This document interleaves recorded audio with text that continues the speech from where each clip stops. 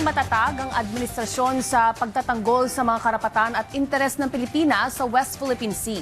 Yan ang naging tugon ng Malacanang nang magtanong sa naging debate sa Senado nang matalakay ang paksa sa naturang teritoryo.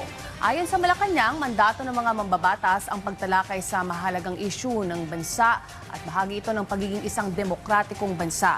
Uminit ang diskusyon matapos questionin ni Senator Rodante Marcoleta ang desisyon ng United Nations Arbitral Tribunal noong 2016 na pumabor sa Pilipinas dahil umano sa kawalan ng tiyak na coordinate o boundary sa desisyon.